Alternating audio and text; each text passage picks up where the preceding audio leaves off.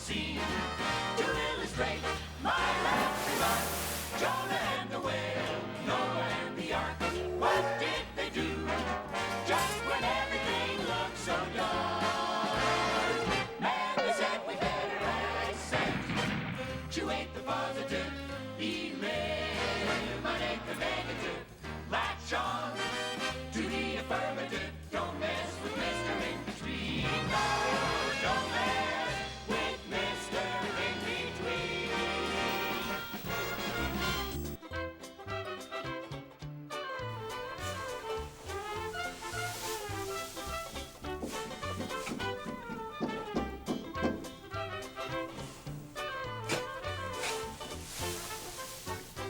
Good morning, Mayor. How are you? Good. Listen, Mayor, is that another one of those government posters that you're putting up? Sure is, but this one's different. The whole town's going to be participating in this one. And I want to thank you for letting me use your barn to post one up. Oh, Mayor, don't be silly. You can do that anytime you want. Now, what's going to happen? Are they going to draft the whole town? Is that what you're trying to tell me? Oh, no. No, nothing like that at all. They just want us to participate in some air raid drills and some simple safety procedures, that's all. Sounds like fun. Oh, that's only if Billy cooperates this time. You know, Mayor, he's been acting a little odd lately. Oh, well. Well, here, these are some procedures and instructions. Help me spread the word, okay? All right. Thank you, Farmer. Have a good day, Mayor. Thank you.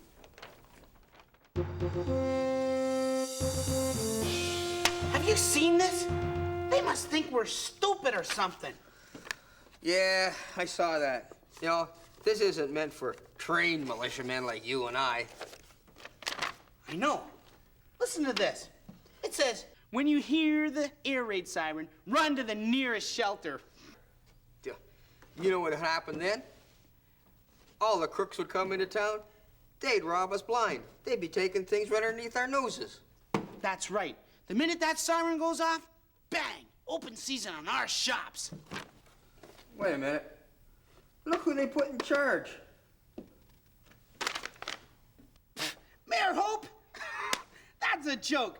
I mean, here we are, in the prime of our life. Lean, mean, fighting machines. What does the mayor know about hand-to-hand combat, marching, and just protecting people? What does he know? You know something? What? I think it's up to you and me to save this town. Right on, buddy.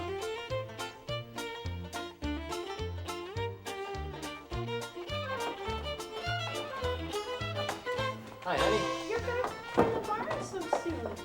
Would you like a nice hot cup of coffee? I would love one. Actually, just a half a cup and not too hot. I'm in a hurry. I've got a lot of fence repairs that I have to do. Half a cup it is. Okay. What's that you have, John? It's one of these government safety things. It says in here that we should practice what we would do if there was ever a bomb threat. A You know, bomb it's- threat? Oh, honey, the government, they act like our cows are international spies, our pigs are tanks, and our chickens they've got hand grenades instead of eggs. Honey, as far as I'm concerned, it's just a bunch of hogwash. John, don't you think we need to read through this to come up with a plan? Honey, it's going to be okay. We'll be ready. I've got lots of work to do. I've got to get back to mend those fences. John, I think we need to practice for the sake of the children. Honey, don't worry. It's okay. It's going to be okay. But I think it would be very confusing. Honey, I have lots of work to do. It's all right, okay? But John, our lives are at stake and you're gonna go do work? Honey, if it'll make you feel better, hey, we'll practice. It will. Okay, you just pretend you're doing the ironing and I'll Okay, grab this piece of paper and I'll pretend I'm reading it. it's a great idea. Now, John. I'm gonna count to 4. When I say 4, we're just gonna both pretend that we would be doing whatever we're doing if there was ever a bomb threat. Ready? Okay. 1, Well, wait, 2, let me plug in 3, iron. 4. John! Okay, John! wait a minute. Don't move. Don't move. I told you we needed to be more organized. I am. I'm just gonna go out and check the breaker box.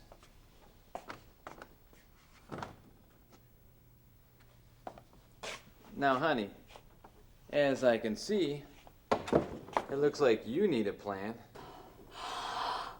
Okay, honey, let me help you out. We'll try this again.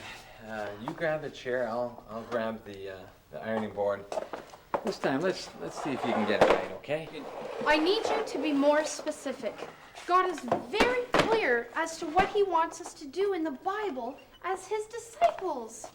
He tells us exactly what to do when we join his army. I need guidelines. Honey, you worry too much. It's gonna be fine. We're gonna do this run again, and you're gonna try harder, and we'll be able to work this out. Okay.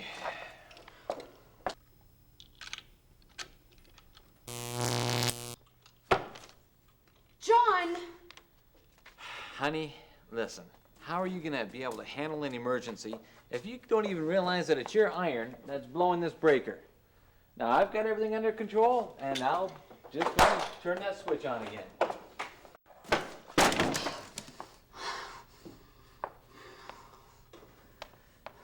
Now, honey, really, you need to iron some things out in your plan.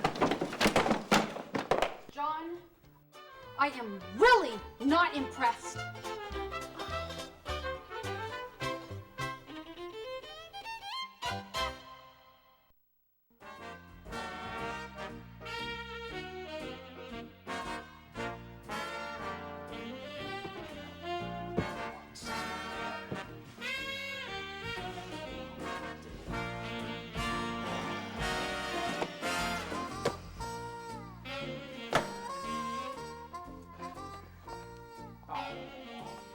Freddie, what in the world has gotten into you?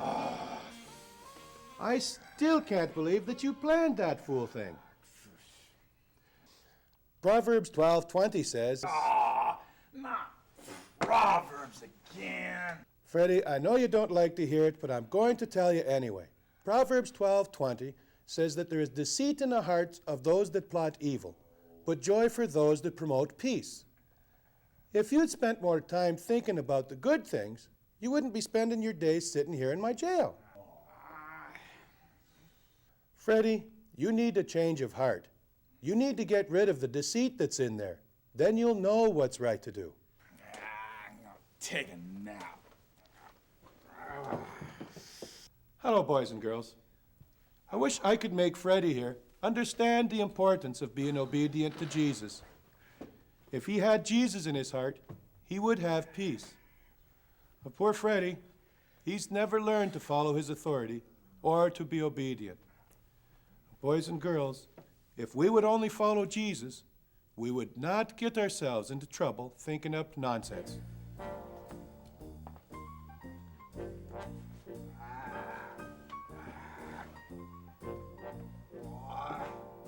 Maybe I'll put the lights out.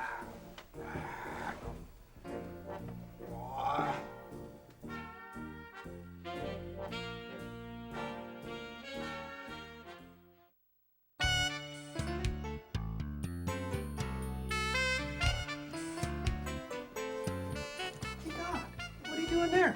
I'm just trying to tangle all these bandages here. I don't think I've ever seen you this busy. You have enough bandages there to wrap up old Betsy. Well, haven't you heard about the air raid practices? Oh, yeah. Mayor Hope did mention it to me. You know, actually, I was praying about how I can help. Well, now that you mentioned it, I was praying that God would send me a volunteer. Well, as long as you don't expect me to operate. Oh, no, nothing like that. I just need a victim. Well, I could manage that. What do I do? Grab a seat right here. That's it? That's it. Oh, I can do that. I need a rest anyway. Great, I really appreciate this. Doc, my drains are plugged. Can I use your sink? No! Stop! Oh, you're getting grease everywhere. This is a doctor's office. Out! Oh, stop it! Out! Oh, what did you do that for? Well, Doc, you didn't want me to drip all over your floor, did you? Well, you gotta go. Out! out! Doc, you know, you really need to keep this floor clean. Somebody could get hurt. If you don't get out of here now, someone is gonna get hurt. No, Doc.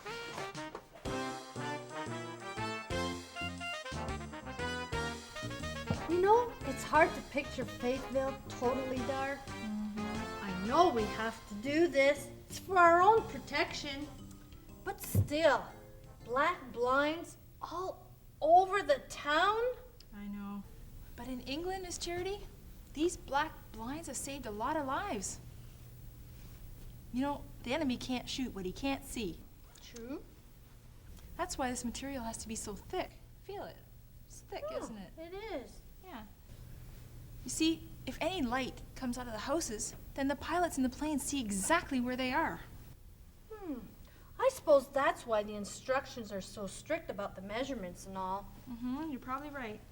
Isn't this enjoyable? You and I working together instead of doing it all by ourselves. Yeah, I'm really glad you came to help. Do you have the measurements so we'll know exactly where to cut? Yeah, I do. Oh, here they are. Whoops. Here you go. Oh, hi, Mr. Dove. Hi, Mr. Dove. Hello, ladies. How's it going? Oh, Good. we're having so much fun. Well, we haven't actually done any cutting yet. You see, we're still checking the measurements. Measurements. Oh, you ladies worry about everything. Oh, but Mayor Hope told us to follow instructions exactly. Can't you ladies think for yourselves? Mayor Hope, he gets so picky on certain things. Just cut it. Just cut it. No. How would you know you had the right size? Oh, all you have to do is guess at it. Guess. Oh, you ladies are taking too long. I'm in a hurry. I'll just take this material and go back to the store and make my blackout blinds there. All right, Mr. Dowd. I hope you're right. I'm always right. Never send a woman to do a man job.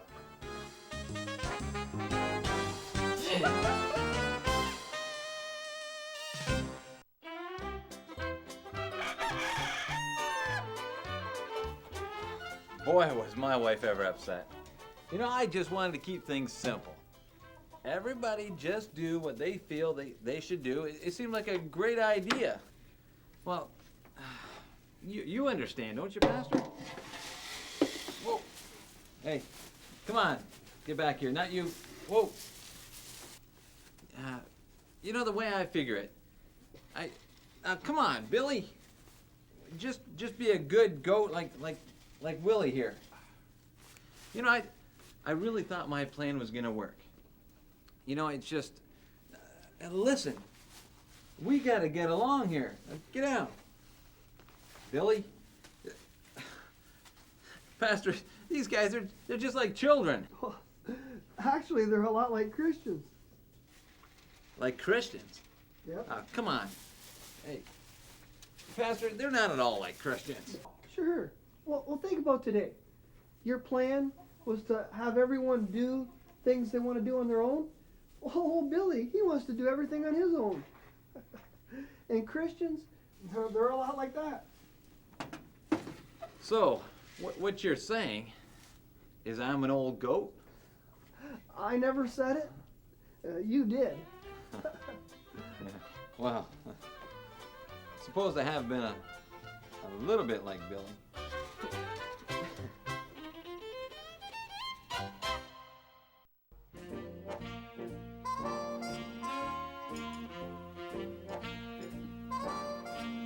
Hello, boys and girls. I was just trying out an idea I have for an object lesson. Watch how these ball bearings follow the magnet.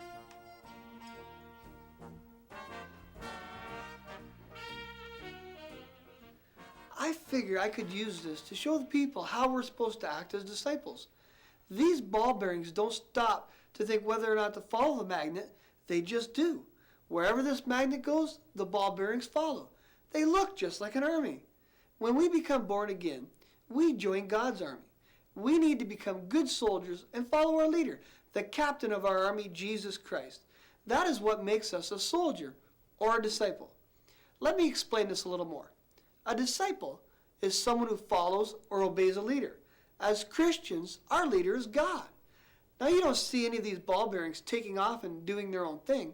In fact, they were drawn to or attracted to this magnet, almost as if I had glued them there. That's how we should be, so much in love with Jesus that we become just like him. In Proverbs chapter 12, verse 20, it says that there is joy in the heart of those who have peace. We all know that the only way to have lasting peace is to become born again. When that happens, we have a peace that the world could never take away. But after we are born again, we need to be a disciple and learn as much about God and his ways if we want to keep that peace. Isn't it amazing that even science proves God to be true? These magnets are just one of the ways God shows himself to us through very ordinary, practical things. This is going to be a great object lesson for the town folks. Whenever you question whether or not you're being a disciple, remember these ball bearings and this magnet.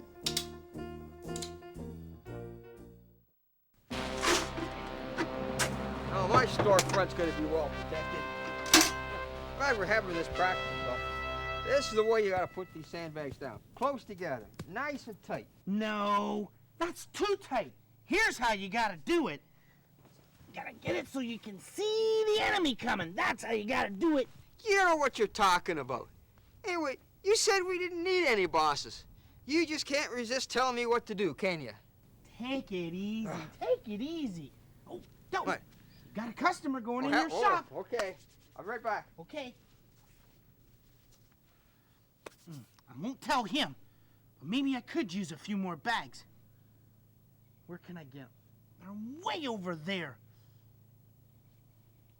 I'll use some of his. He won't know the difference.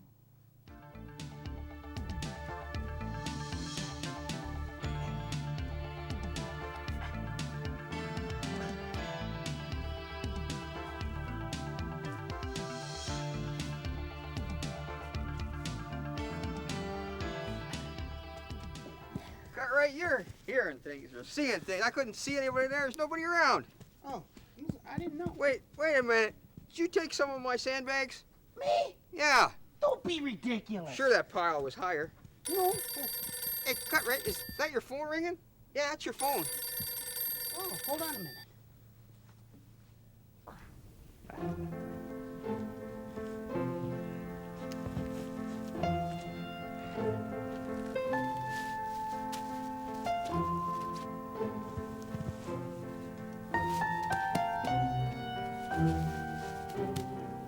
No, you must be hearing things. I just talked to the operator. She said my phone didn't ring. I'm sure it was ringing.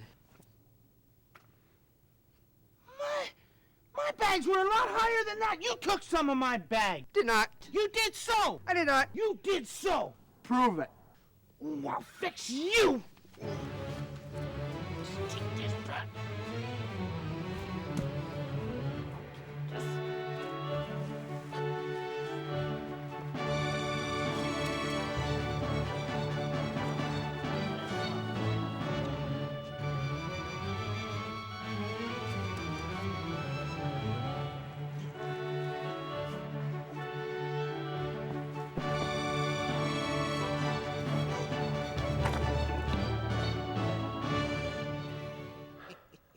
Gentlemen, what's going on here?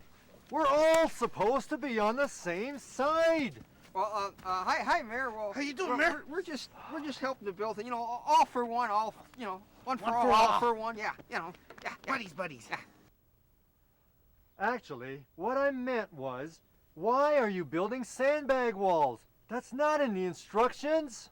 Mayor, I don't mean to hurt your feelings or nothing, but you know nothing about war. Okay, gentlemen, why don't I just put you in charge of marching? Do you think you could handle that? Yeah. Marching, we can handle that. That's what we specialized in. Yes.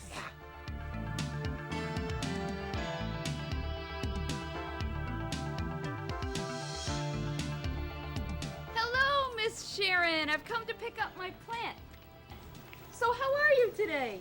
Well, I'm in a great mood. What with all that silliness going on around town? Oh yes, Mayor Hope is so frustrated. He says that some people just will not follow instructions. Well, can you imagine how the Lord feels? We all say we're his disciples, yet how many times do we try to do our own thing, thinking we know best? That's true. There are two particular gentlemen in town who have assured Mayor Hope they know all about the Army, but they've caused some confusion amongst the ranks. Could it be two marching gentlemen? Yes! Left, left, left, right, left. I had a good home when I left. Left, left, right, left. I had a good job when I left. Left, left, right, left. About face. Cut right. About face. What about my face? Oh, never mind. Just turn around. Now, we gotta try all over again now. Okay. Left. Hey. What? Wait a minute. Who made you boss? Well, I'm the only one that knows anything that's going on around here. Well, do you think you could do any better? Well, if you think you can, then you take the lead. Okay, I will. Line up. Stand attention. Present arms. Oh. We would have been better off with Waterwell's goat than you. Well, gentlemen, how's the marching going? Good, great. Good, great. So, you have everything under control and you're following instructions and everything? No problem, Mayor. Everything is under control. Good. Carry on then. Oh, here's your rifle, Mr. Doubt. This isn't working out. I'm gonna go home and work on my blinds. See if I care.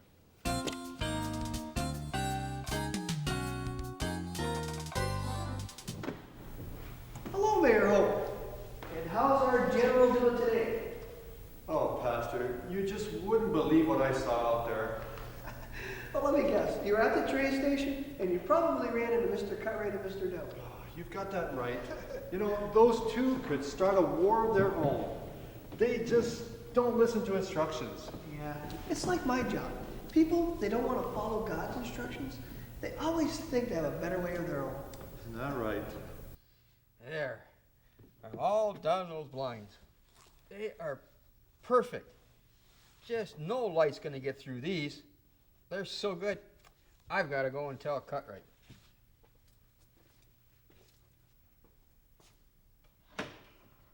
Hey, Cutright, come here for a minute. Yeah? Come here, got something to show you. Okay.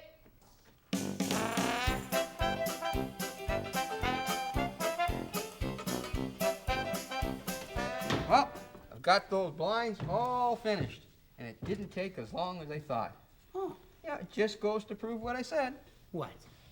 Never send a woman to do a man's job. Hey, did you follow all those instructions? Instructions? Who needs instructions? This is so simple. Hey, these are so good, no light's getting through them. Perfect. Let me see. Oh, it's perfect. Yeah.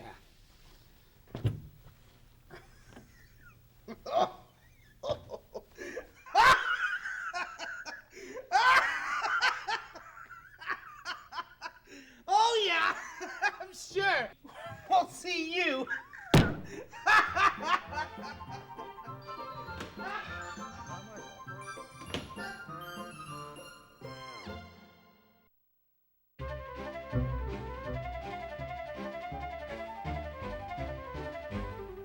Today I want to tell you about a person in the Bible named Samuel. He did many great things for God. Let's look at why Samuel was so successful. First of all, Samuel's mom promised God that if he gave her a son, she would dedicate him to God. So after Samuel was born, Hannah, his mom, brought him to be raised by the priests. Samuel was discipled and taught by the priests, especially by one by the name of Eli. Samuel was very obedient and followed Eli's guidance. In fact, the Bible says that the Lord was with Samuel as he grew up and let none of his words fall to the ground. Another way of saying that is that he was very successful. However, while Samuel was an excellent disciple of the Lord and Eli the priest, there were others who were not, such as Hophni and Phinehas. These two fellows were Eli's own sons. They were so disobedient to God that they eventually died. This tells us that we can be discipled by the same person, but the success of our discipleship depends upon our obedience to our teachers. After we're born again, we become disciples of Jesus, but our success is only as good as our obedience. Samuel, Hophni, and Phinehas were discipled by Eli, but only Samuel was blessed. This isn't because God loves some people more than others, but it is because Samuel chose to follow and obey God. If you choose to follow and obey Jesus, he will bless you more than you could think or imagine. Be like Samuel. Follow and obey your parents and teachers, pastors, or anyone else that is discipling you, and you will be a blessed, successful disciple of Jesus Christ. If you would like prayer to be a better disciple, give us a call at the number on the screen.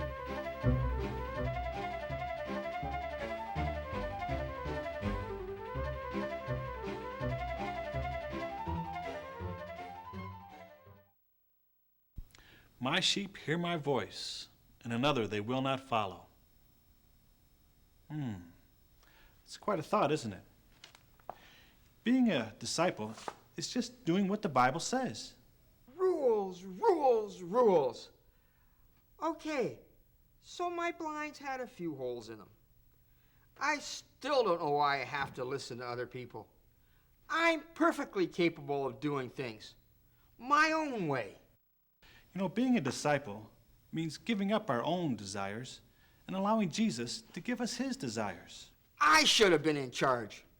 The government doesn't know what it's talking about. It's always telling people what to do. They never asked me for my opinion. No wonder things are in the condition they are. You know, it really does pay to serve God and do right.